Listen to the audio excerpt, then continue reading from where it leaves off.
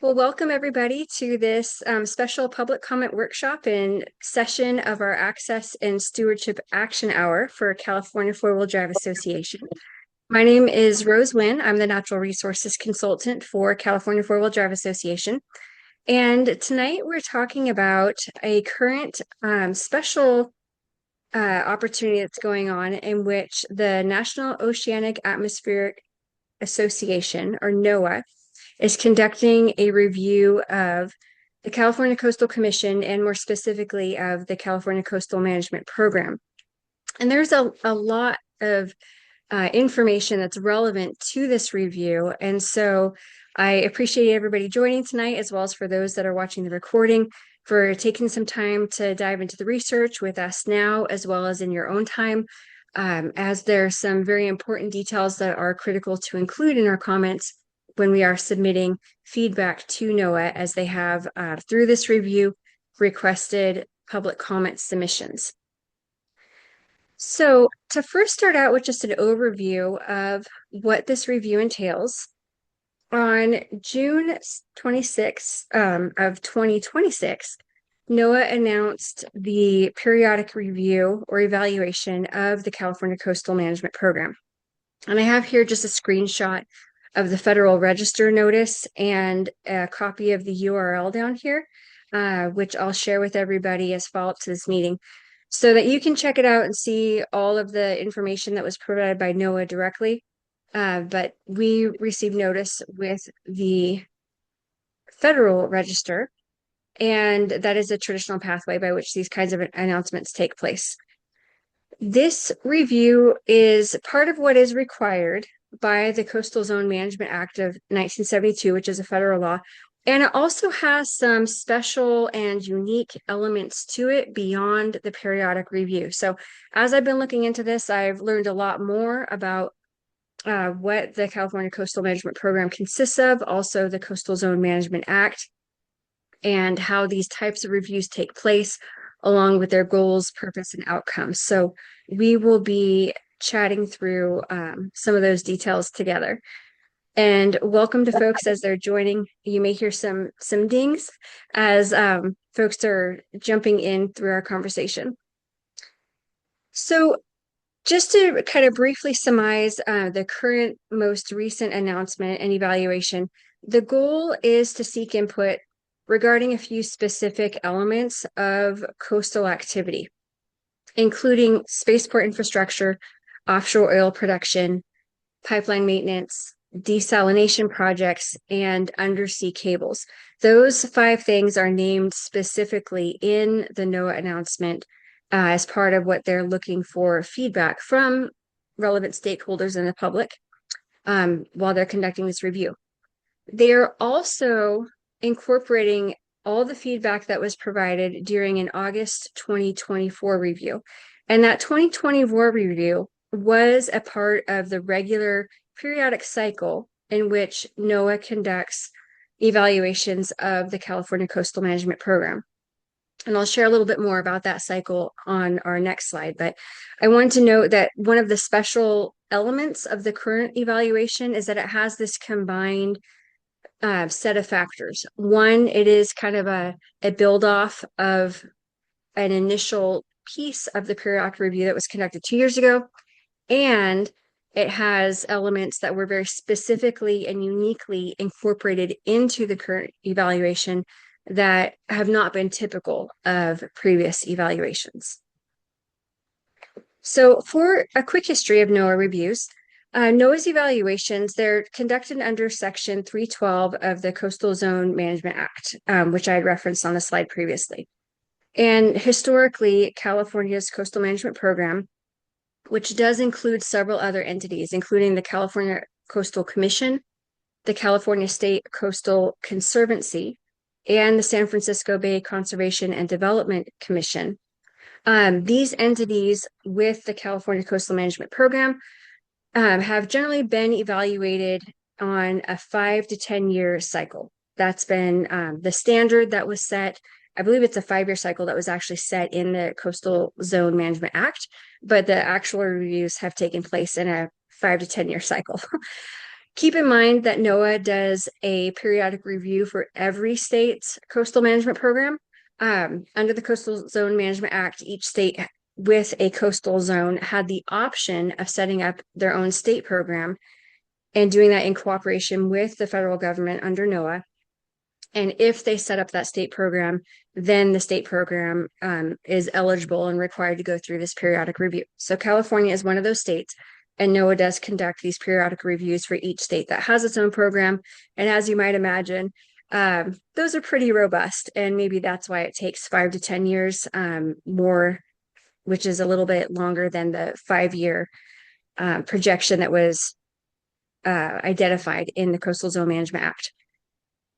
But as you can see, I have some details here on the table on the slide. In 2001, 2008, and 2019, those evaluations were routine under Section 312. They were performance reviews that were focused primarily on improving program implementation. And so as the California Coastal Management Program has kind of evolved over time, you can see that the goals of those reviews have also evolved. And then the key findings and outcomes have naturally shifted and evolved with that as well. The 2026 review is somewhat unusual because it was initiated following direction from the U.S. Department of Commerce.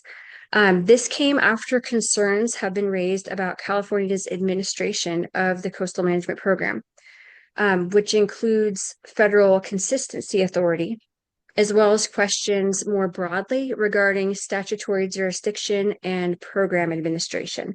Now, I know many of us are thinking about some specific examples where we've seen some of that type of action at play.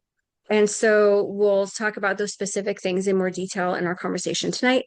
But I wanted to note that an important element of the uniqueness of the current review is that there have been concerns raised from a variety of entities at local, county, state, and just organizational levels that prompted the federal government to initiate a special review. So that's unique. This current review represents much more than just another part of the administration process under Section 312. It is an opportunity to actually take part as stakeholders, which is our right and our responsibility, and remind both NOAA and the California Coastal Management Program, as well as the California Coastal Commission and the other entities that are embodied within that management program, that California's coast is a public resource that must be managed through balanced stewardship, and that environmental conservation and public access are actually not competing values. They're complementary responsibilities that are established by both federal and state law and protected under the Coastal Zone Management Act and the California Coastal Management Program.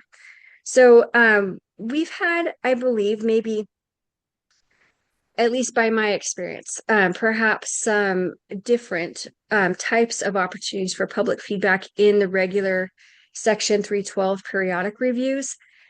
I don't recall myself having taken notice of those notices that are issued, and maybe it's other entities that were more centric to the types of stakeholders that were keeping an eye on or receiving notice about those periodic reviews. This particular notice for the 2026 review does seem to have received some more broad publication and awareness. And I think that's valuable. And as stakeholders, we always want to take part of these valuable opportunities to share our feedback with any entity that is responsible for managing our public lands and waters. So real briefly, just to look at why NOAA reviews the California Coastal Management Program. Again, this happens for every state that has its own coastal management program. And the Coastal Zone Management Act does require that periodic review. So Congress created that Coastal Zone Management Act as a deliberate partnership between the federal government and coastal states. And rather than having the federal government directly regulate every single mile of coastline of the entire United States, they authorize states to develop their own coastal management programs, which is a great example of how I think America operates at its best, where we have the most localized management of our public resources as is possible, where entities step up to take on that responsibility. And California did step up to take that on in a really amazing way. And And so by entering into a state authorized program, the state then becomes eligible for a very significant level of federal funding that goes directly into the state, or in our case, California Coastal Management Program, and is dispersed and utilized in various ways for the benefit of the public. The state program also receives significant authority in coordinating and facilitating their program. So the federal government, by and large, kind of steps out and hands over the reins of authority to the state with this premise and structure of checks and balances through periodic review.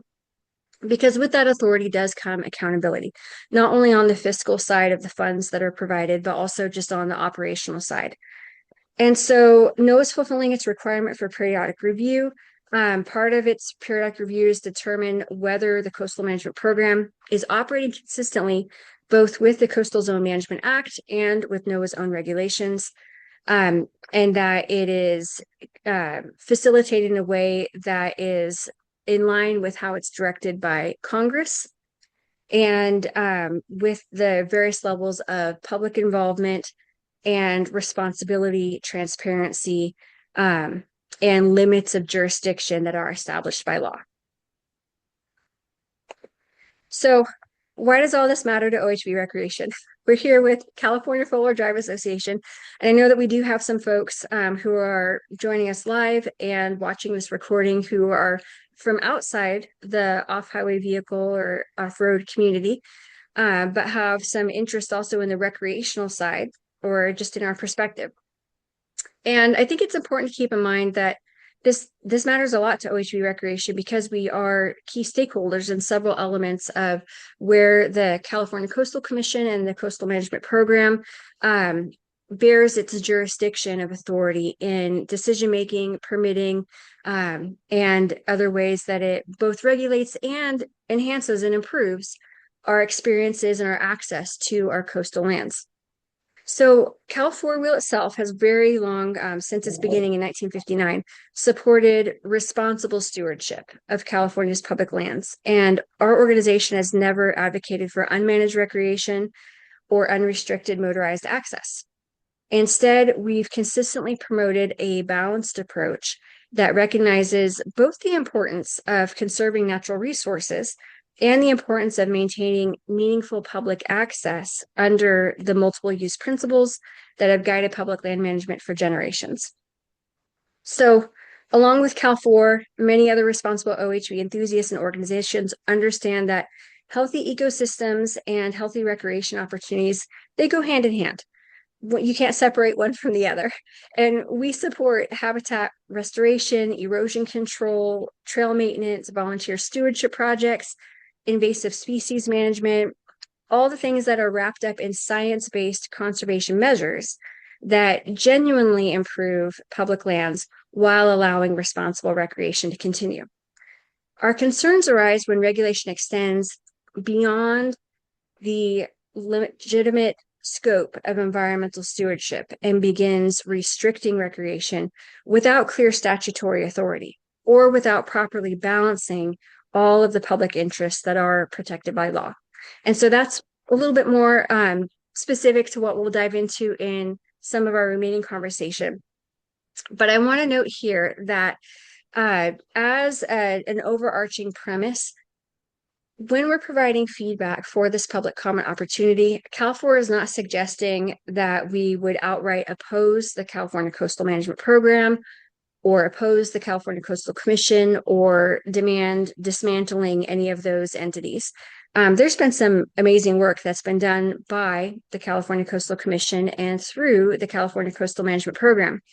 But since the inception of the California Coastal Management Program, there has been a trend in incidents and severity of concerns by a variety of stakeholders in relationship to how the management program itself and the entities within it, including the Coastal Commission, exercise their jurisdiction, where there have been instances of overreach to the legal limits of their jurisdiction, and some manners in which their permitting and regulatory authority have been misused and even evaluated in court, with validation of some misuse that has occurred. So this is the kind of feedback that we want to provide. It's constructive, it's helpful, and we of course want to point out the things that are concerns to us, but in a way that recommends relevant and strategic remedy for the concerns that are raised.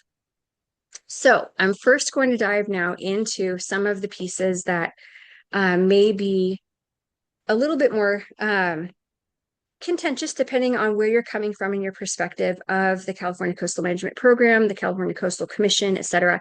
We're focusing a lot on the California Coastal Commission, abbreviated as CCC, which you'll see here on the title of this particular slide, because that is the specific entity within the facilitation of the Coastal Management Program that has affected Cal4Wheel and others in the off-road community most directly. So a few of these examples.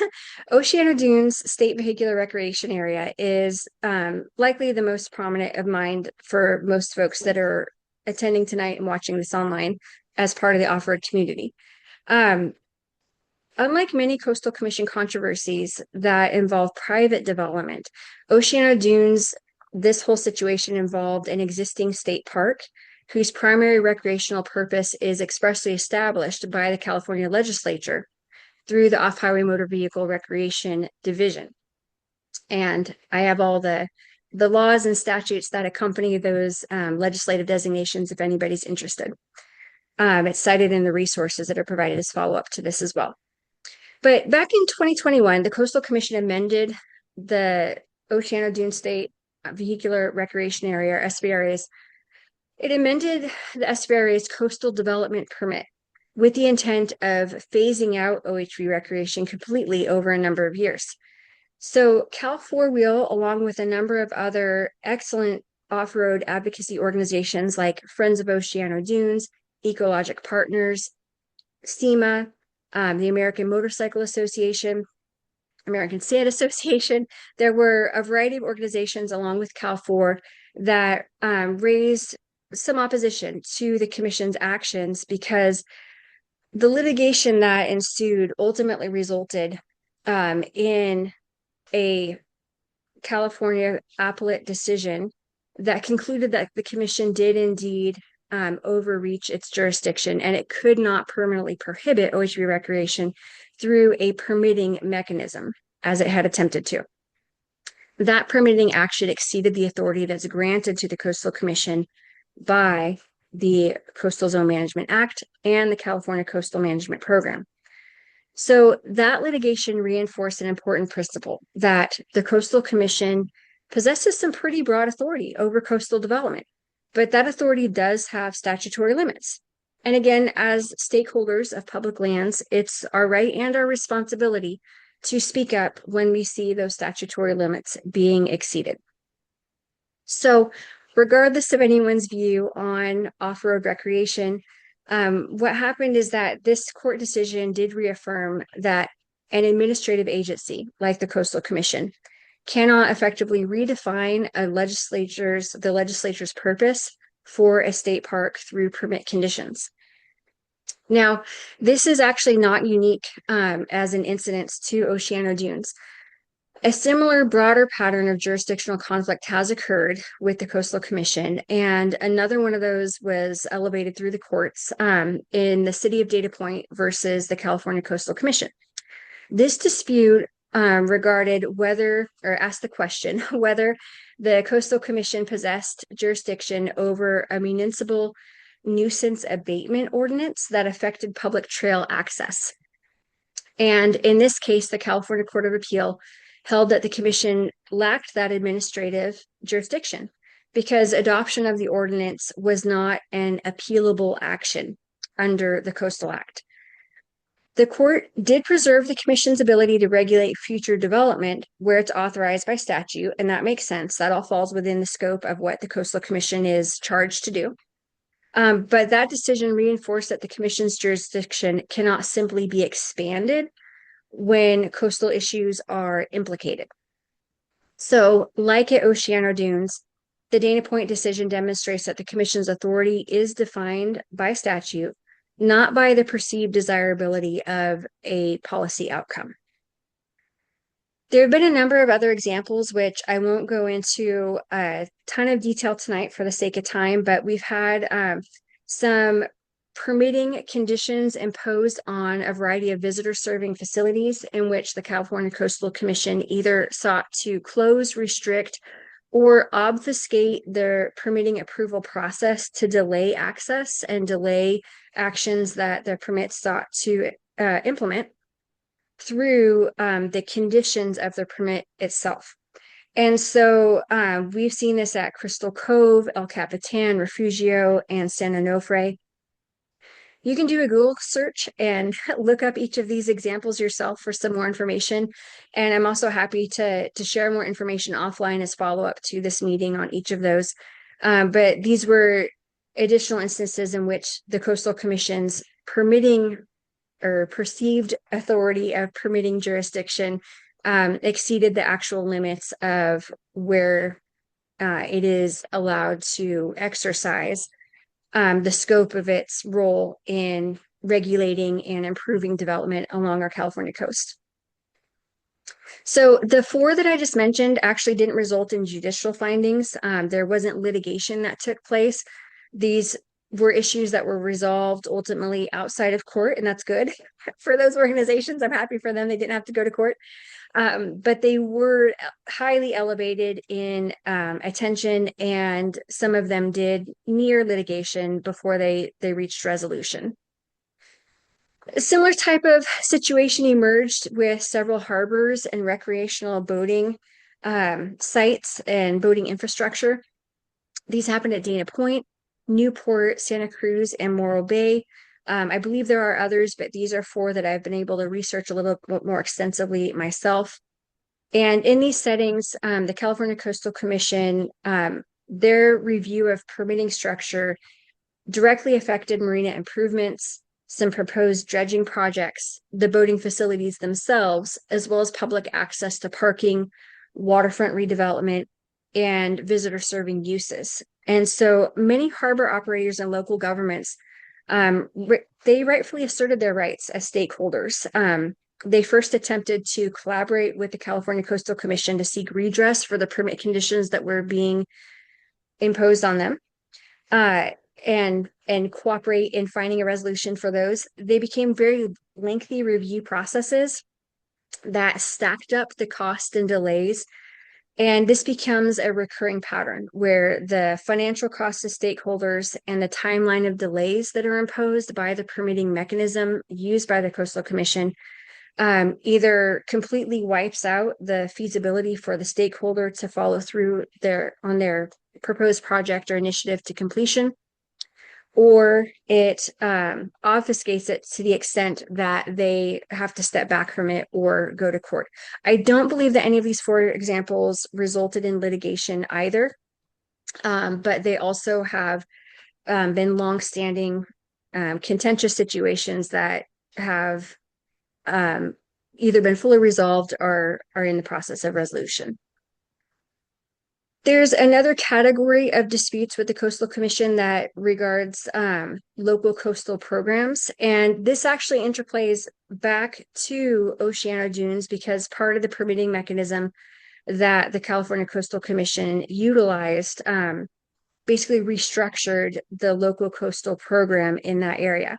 But there have been other local coastal program disputes where disagreements between the Coastal Commission and local governments have arisen where the Coastal Act is actually intended to establish a shared system of coastal governments with these local coastal programs, where once a local coastal program is certified, the local government becomes the primary permitting authority for the development within their jurisdiction. And then the Coastal Commission is required to step out, kind of in a similar way that through the California Coastal Management Program, the federal government stepped out and the Coastal Commission, through the Coastal Management Program, receives more authority.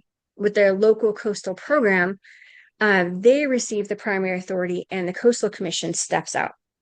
And of course, it still has some oversight and coordination with the local programs, but their scope of authority within that jurisdiction is limited. And so there have been some ongoing and repeated disputes with local coastal programs that again illustrate this pattern, with coastal commission overreach of jurisdiction and obfuscation of the goals of the local program through either excessive permitting or fines and fees and financial burdens, or obfuscation of the timeline and operational process to achieve the goals that they're trying to reach. So I took a little bit more time kind of just talking through some boring bullet points, because there is a lot of history to these types of situations that we have some primary concern about over Oceano Dunes. I just wanted to note that they do extend beyond Oceano Dunes, and it's important to research those things so that we're making well-informed comments. There's some other situations with like the Santa Ynez pipeline and with private landowners as well as private communities that have had some ongoing complications with the Coastal Commission in attempting to achieve the legal and reasonable goals that they have at hand. So I'm going to jump real quick to some information about how to get involved in providing comments. And then I'm going to take some time and chat a little bit more about our potential key talking points for those comments as we then shift into discussion with everybody in our group tonight. But I wanted to note that the comment deadline for this particular review is August 22nd. So that's coming up in 9 days. I think that gives us a good amount of time to do some additional research and make some really well-informed comments. I have a QR code here that will take you to some more information along with some key talking points that you might consider, and a sample letter template to potentially make it easier for you to draft your own comment letter if you choose to use that template. That is available on the Cal4Wheel website. And I always want to encourage everybody that really well-informed suggestions are the goal. We don't want to just arbitrarily throw out an emotional argument or state something that's purely from a very isolated point of experience. We do want to be thinking about, what are the goals of the coastal management program as a whole? What is the functional role of the California Coastal Commission? And how can we make suggestions to NOAA that would improve how the California Coastal Management Program is executed and the role that the Coastal Commission plays within that context, as well as the role that we as public stakeholders exercise our rights and responsibilities in providing public comment and participating in these various processes. So be sure to check that out. Here's a quick snapshot of the comment letter template. You'll see that it's not terribly long. I just have provided some kind of framing language that gives some context to, who you are and why you're writing. And then some highlighted areas where the highlights are brief is where probably you'll put in a lot more content. This will become the bulk of your letter as that's expanded. And you may wish to speak to a variety of aspects of your experience in enjoying California's coastal beaches, lands and waters, the recreation opportunities there. I know we have many members in Cal4Wheel in our extended community that are also private landowners along the California coast. And so there may be a whole combination of reasons and experiences that you would want to speak to. So this just provides some structure for that if you choose to use it. But I want to jump real quickly to some key talking points that are provided. If you go to this website and use the QR code, you'll also access the document that has these key talking points. But I'm going to walk through them. And we have 9 points that we've drawn out specifically. And there may be more points that you want to make, but these 9 are ones that I know are kind of at the heart of Cal4Wheel's concerns and maybe themes of concerns with others in the off-road community and the broader outdoor recreation community. So one is that we do want to recommend that NOAA evaluate and ensure that the Coastal Commission remains within its legal authority as it is fulfilling its role as one of the entities within the California Coastal Management Program. the whole issue here is that the Coastal Commission was created to regulate coastal development, and development is key. That's the core focus of the Coastal Commission's role. It's to regulate development under the Coastal Act. It is not in a role that is set to redefine the missions of other public land agencies or regulate recreation or any other types of use that are established by legislature and legally permitted along our coastlines. An example of this, part of what we've talked about tonight, is that the Commission has increasingly used the coastal development permit process and conditions to either change or influence how public lands are managed, rather than limiting its review to coastal development. And I sat in on a public meeting that NOAA hosted earlier this week. They actually had 3 public meetings on August 10th, 11th, and 12th. I got to sit in on the whole meeting on the 11th and part of the meeting on the 12th. And I heard this recurring theme from stakeholders who were calling in to speak up and share their feedback with NOAA in that call, where, not just at Oceano Dunes, but in a variety of examples up and down the state, this incidents with abuse of permitting conditions and permitting process and regulations has really imposed some overbearing burdens on public and private stakeholders in California. And so I think that's an important part of our feedback that we want to call some attention to. We're asking that NOAA would evaluate that. And if they're making any revisions or recommendations for a revision to the coastal management program, that it would ensure that the Coastal Commission does operate in a way that remains within its legal authority. Another talking point, and I just want to know, as I was pulling these over to the slides, it changed all the numbers to 1 because I had 1 number on each slide. So there's 9 of them, but you'll see them all listed as 1 tonight.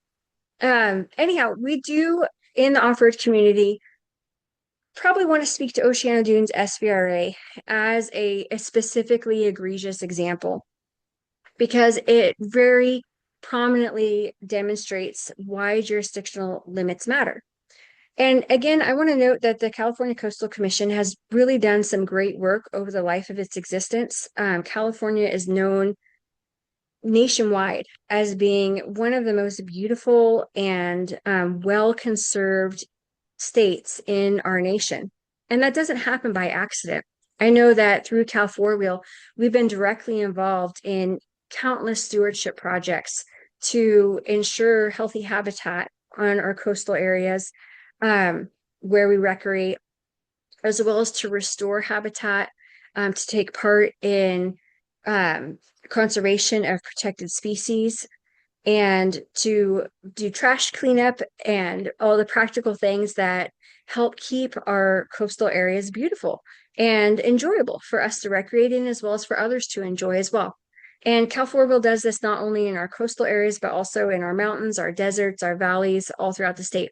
So we've actively participated in that stewardship element, and we have firsthand experience in seeing how these different agencies interact, the definitions of their roles, and why those jurisdictional limits matter as we have our systems of checks and balances to preserve not only the beauty and integrity of our public lands, but also have some sensibility in how those lands are managed. So Oceano Dunes becomes a prominent example. I won't speak to all the content on the slide here because we've just discussed it previously, but the recommendation that we would provide through Cal4 and that you may consider also is that NOAA would recognize the Oceano Dunes litigation as a very clear example of where the Coastal Commission Authority needs to be constrained within their statutory limits. And there may be elements within how the coastal program is facilitated moving forward that would help to create better checks and balances and guardrails for how the Coastal Commission would operate in that way. A third talking point you may consider is an important one. And this is actually one I find a lot of fun in pointing out, because I believe sometimes it's lost in the conversation. But recreation is specifically protected by the California Coastal Act, as well as the Coastal Zone Management Act at the federal level. Both the state and federal legislation clearly articulates the definition that recreation is a protected use and value alongside every other use and value, including conservation of natural and cultural resources and any other stakeholder interest that, all the diverse people in California may wish to do in exercising access and recreation and enjoyment of our coastal areas. Recreation is prominently named in both the federal and state legislation as protected. And so our suggestion may be that NOAA would evaluate whether the Coastal Commission has given balanced consideration to recreation policies alongside the environmental protections. And again, I want to harken back to Cal4's mission, which is balanced stewardship. That's been the heart of what we do since 1959. Balanced stewardship is possible. I see it happen day in and day out in every type of terrain throughout California, and is absolutely possible in California. We have a slew of examples of where it's been highly successful. And those are examples that you might want to raise in your talking points as you're sharing not only a concern, but some demonstration of how it can be done well, and how NOAA may consider some revisions that would allow those types of successes to perpetuate rather than complications. A fourth talking point you might consider would focus on public access. And public access is really what recreation is all about. If we can't access our public lands and waters, we can't enjoy the recreation and other uses that are available through those public lands and waters.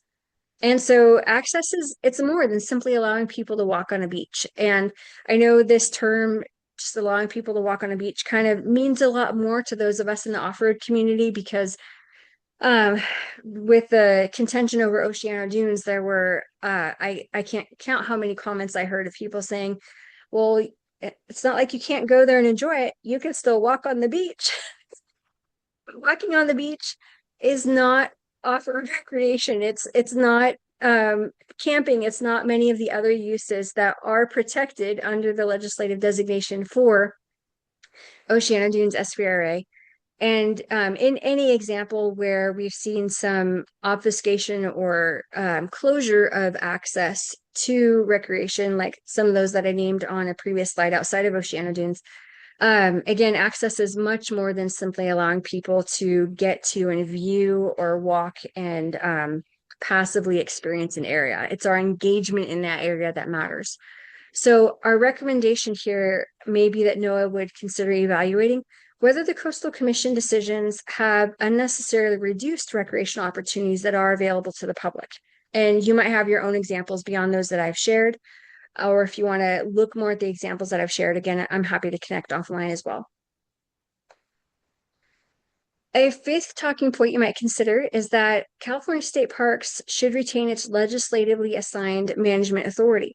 And I know that we have some folks from state parks on our call tonight, as well as those that may be watching this afterwards. And I really am grateful for everybody within state parks who really takes their role seriously in fulfilling the management authority that state parks has and protecting not only our public access, but all the values that go with that access at each of our state parks. So, of course, within state parks context, we have some focus on Oceano Dunes specifically. But as I mentioned, there are state parks up and down the coast of California that have had some other types of impacts from coastal management program implementation and California Coastal Commission actions specifically. So our recommendation here might be that NOAA would find ways to improve that respect for the statutory responsibilities that are assigned to state parks specifically, and that the check and balance and collaboration, the cooperation that should occur between the Coastal Commission and state parks would be what is emphasized and amplified for how things are structured and operationally implemented moving forward. A sixth talking point that we might consider would be that permit conditions, they simply should not become substitutes for legislation. And this is really one of the root issues that we've seen with our concerns about the California Coastal Commission, is this abuse in use of permitting conditions to either change legislative designations or change legal uses and access that we have to our coastal lands and waters. And so here we might encourage NOAA to evaluate the Coastal Commission and investigate whether they do use permit conditions to accomplish policy changes that really belong with the legislature or that may be already protected by statute. A seventh talking point we might consider would be economic. Outdoor recreation supports California communities in a broad variety of ways. And when you get into the economic impact component of our coastal management program, the recreation as well as other uses of our coastal lands and waters is a primary and significant contributor to the California economy as a whole. Bearing in mind that the California economy is not just one of the largest, perhaps the largest in the United States, we have the fifth largest economy as a singular state in the entire globe. So the economic value of our access to and uses of the resources and values on our coastlines is proportionally significant. And so we want to make sure that NOAA is evaluating how outdoor recreation supports California communities economically. We might suggest that they would evaluate those economic impacts specifically. There are provisions for economic impact analysis that are embedded into the Coastal Zone Management Act, as well as the California Coastal Management Program, and that they might further evaluate how recreation-dependent communities receive adequate consideration. And I'll jump into that adequate consideration a little bit with the next talking point, but the right and responsibility that we have as stakeholders really is critical. And so if you have personal experience or if you've seen impacts to your local community where local interests and needs have not received adequate consideration, those would be great examples to provide in your suggestions and comments. Kind of bouncing off of that as a launch pad, we would want to suggest that public participation should be meaningful. And I know from my firsthand experience, some of my interaction with the Coastal Commission and other entities that are involved in facilitating the coastal management program have not always been entirely positive. There have been instances in which I've experienced or seen other stakeholders experience diminished regard for the value of their comment because it didn't appear to align with a predetermined outcome or perhaps a policy decision that was already being driven by an agenda. It's unfortunate when those things happen. And I think whenever we have elements of larger bureaucracy, which the California Coastal Management Program is an entity that embodies a heavy amount of layers of bureaucracy. And wherever heavy bureaucracy occurs, there is a possibility for predetermined outcomes and agenda-driven policy to be the prominent goal that's elevated beyond the integration and use of stakeholder input. And so we would want to ask that NOAA would ensure that public participation is meaningful within the context of how the California Coastal Management Program is facilitated and in how the California Coastal Commission specifically operates, that it should operate with such responsibility and transparency that stakeholder input is very obviously integrated in a meaningful and relevant way. Again, I want to say that the Coastal Commission has done some great work, so I don't want to just paint such a broad stroke that we're, slamming every element of the value of an entity, but we have experienced firsthand some of the overreach and abuses that have happened by these actions. And so those are important to evaluate, and those are good examples to provide. And I would encourage ongoing stakeholder input. So let's continue exercising our rights and responsibilities. Lastly, we would want to note that balance is a fundamental principle of coastal management. It's kind of looping back to where our conversation started. This whole structure of the Coastal Zone Management Act at the federal level, with the California Coastal Management Program at the state level, going down to the local coastal programs at the county level, and then looking at, at the state level with state parks, as well as the more localized level of private landowners and public stakeholders within the jurisdictions that are, uniquely scattered across our California coastline, balance among all of those entities up and down the chain. It's just the fundamental principle of coastal management, and it is embedded into the statutory directives from Congress and from California state in how our coastal lands and waters are managed. So since we've talked about some examples tonight regarding how some elements of our coastal management program and our coastal commission have not operated in ways that achieve that balance, then that will be something that we would want to request some more attention to and evaluation of, because there's always opportunities for improvement. And so again, looking at the lens of how we can provide constructive and valuable, relevant comments, we want to take any concern or complaint that we might have and turn it into a suggestion, a remedy, a improvement that could be considered as we're sharing those things with NOAA through our public comments.